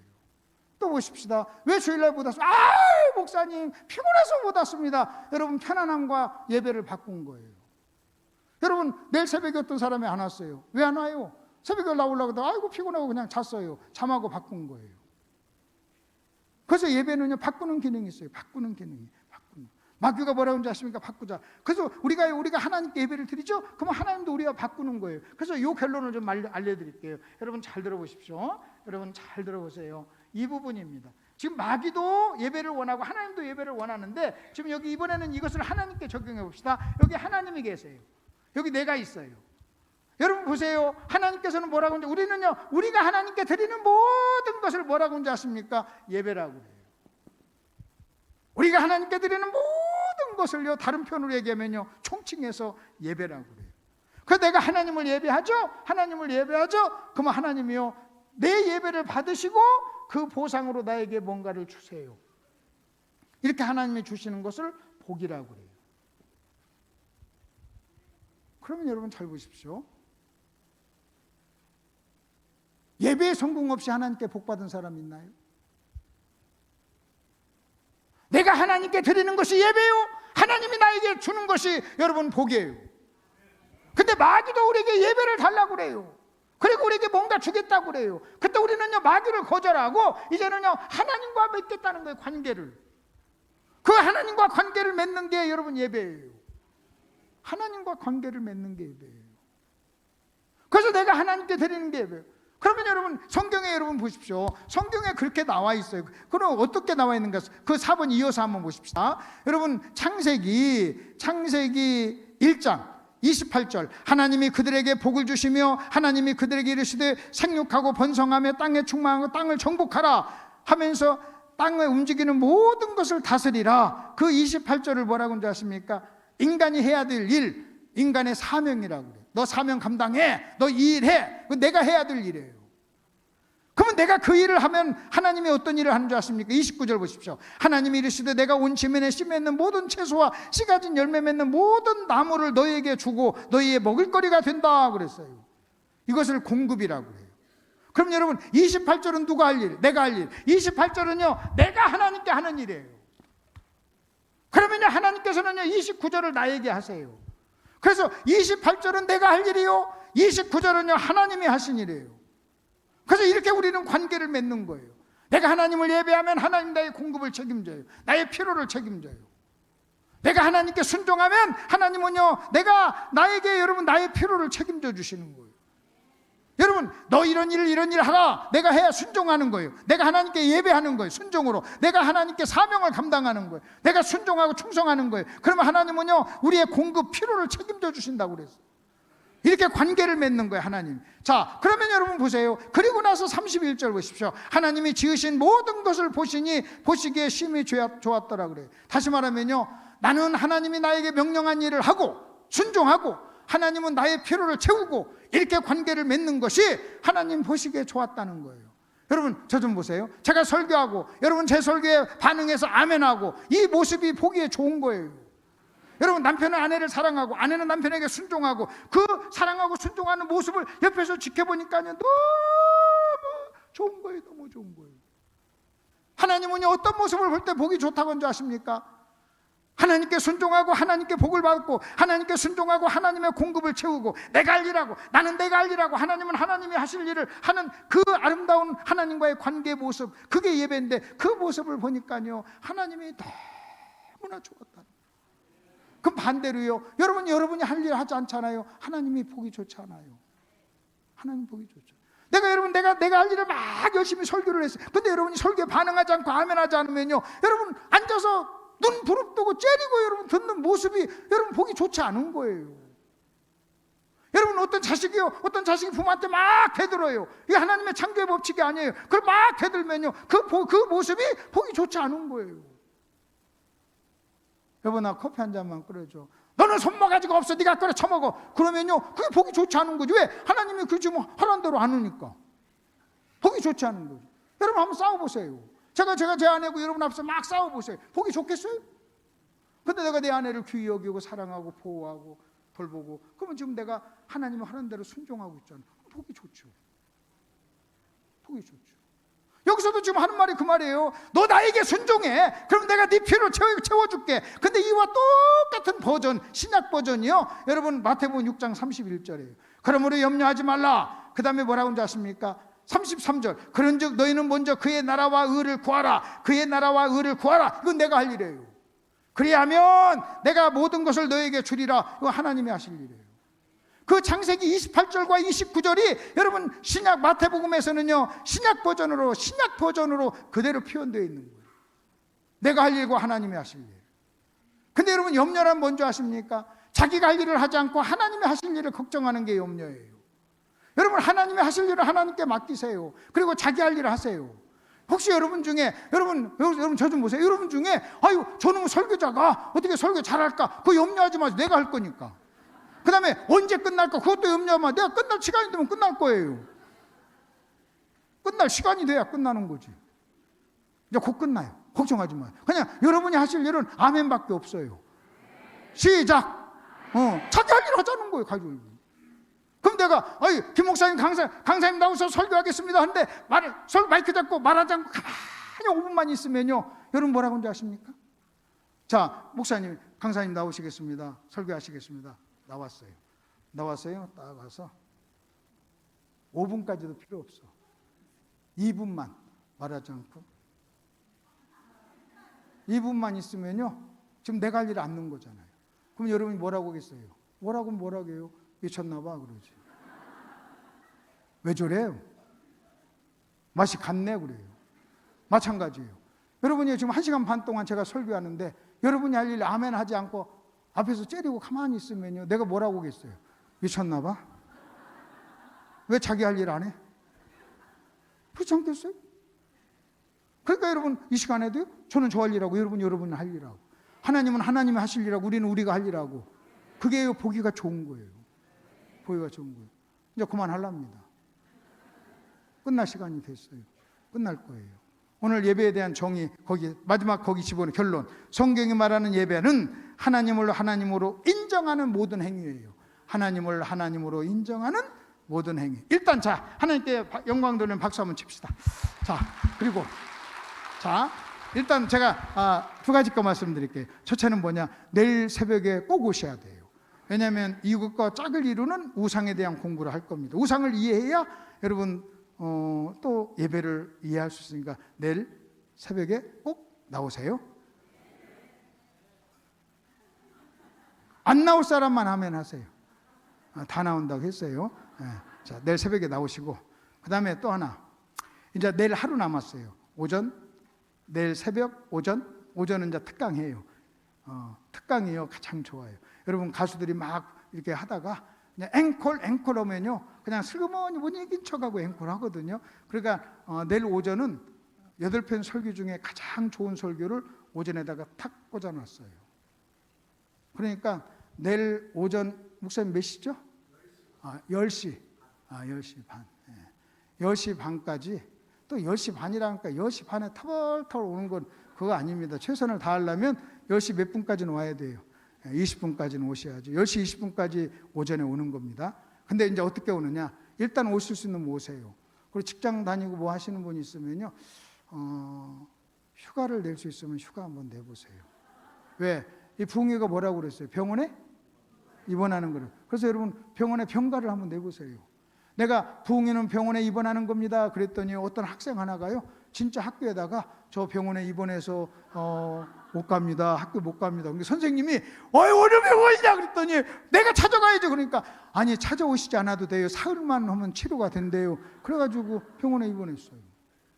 그래서 여러분 보세요. 늘 다 여러분이요 오실 수 있는 어떤 것이 있으면요 최선을 다해서 한번 오세요. 그리고 진짜 솔직히 뭐 별 얘기 다 하지만요 여러분이 가다가 교통사고 딱 나가지고 다리 딱 부러지면요 무슨 별일 다 있어도 우선순위 거기다 가는 거예요. 그러니까 내일 오전 공부에다가 우선순위를 한번 두시라는 거예요. 가능하면 할 수 있으면 최선을 다해서 여러분 예배란 최선을 다하니까 최선을 다해서 혹시 휴가도 낼 수 있으면 한번 해보시고 그래서 내일 오전 오시고 그 다음에 하나만 더 붕이가 병원에 입원하는 거라고 그랬어요. 저 좀 보세요. 병원에 입원하는 거라고 했어요. 이제는 이제 끝나가잖아요. 치료비 가져오세요. 왜 웃으세요? 다시요. 치료비 가져오시기 바랍니다. 저 부흥회 강사로 와가지고 지금 헌금 얘기 하나도 저는 안 했습니다.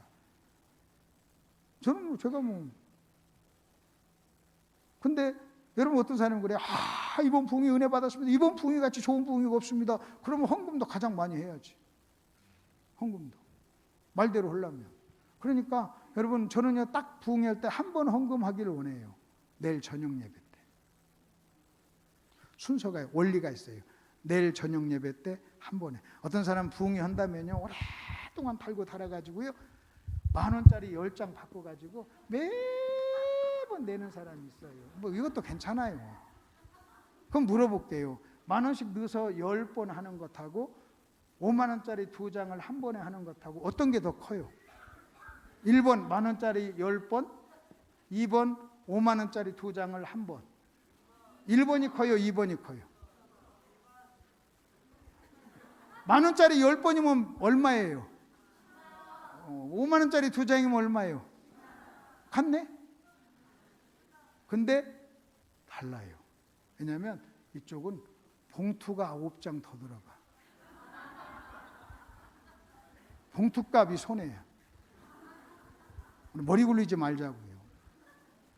10,000원짜리 바꿔서 매번 넣어가지고요 봉투는 많이 왔는데 그런 거 하지 말고요 그냥 한 번에 싹 하자는 거예요. 어떻게? 내일 저녁에. 어떻게 하느냐 아주 간단합니다. 여러분 잘 들으세요. 이것도 순종이고 믿음이란 뭐냐? 명령에는 순종하고 약속에는 기다리는 거예요. 이번은요 제가요 강사로서 여러분에게 명령하는 겁니다. 헌금 얘기하니까 갑자기 싸하네요. 어떻게 하느냐? 나가실 때 봉투 하나씩 가지고 가세요. 기도 제목 적으세요. 그리고 자기 이름 적으세요. 목사님 내일 저녁에는 제가 이름 불러드릴게요. 목사님 부르지 마시고 내가 불러드릴게요. 그리고 오늘 온 숫자대로 다 하세요. 다. 여러분 은혜 받았으면 은혜 받은 반응을 해야 되잖아요. 그래서 내일 저녁에 뭐 한다? 헌금한다. 그러면 얼마를 해야 되느냐? 궁금하죠? 알아서 하세요. 근데 그래도 궁금해. 그래서 나한테 물어보는 사람이 있어. 그럼 내가 가이드라인을 알려줘요. 일단 서울대 병원에 전화해서 뇌수술하는데 얼마냐고 물어보세요. 뇌수술하는데. 그러면 그쪽에서 알려줄 거예요. 근데 묻지 말라고 그랬잖아요. 알아서 하라고. 여러분 다시 한번요. 여러분 보세요. 제가 여러분 내일 저녁에 한번 합니다. 그렇게 말을 했는데 그냥 인사로 그냥 대충 준비도 하지 않고 대충 왜 미리 말하는 줄 아십니까? 준비하고 하시라는 거예요. 왜 미리 말하는 줄 아세요? 좀 깊게 들으라는 거예요. 왜 미리 말하는 줄 아십니까? 하나님께 응답받고 하라는 거예요. 여러분이 하나님께 기도하세요. 저한테 묻지 마세요. 저한테 물으면 지파르라고 그래요. 그러니까 저한테 묻지 마세요. 묻지 마시고 여러분이 하나님께 물으세요. 여러분이 하나님께 물으면요 반드시 하나님이 대답하세요. 얼마 하거라 그래요. 그러면 그 액수를 하세요. 자, 하나님이 10만 원 하라고 그랬어요. 그런데 어떤 사람은요 10만 원 하라고 그랬는데 어떤 사람은 20만 원을 해. 순종한 건가요? 불순종한 건가요? 10만 원 하라고 했는데 5만 원 했어요. 그럼 물어봐요. 5만 원 불순종한 거예요? 순종한 거예요? 대답을 하는데 무서워서 대답을 못해. 자 보십시오. 10만 원 하라고 그랬어요. 근데 5만 원을 해. 불순종이에요.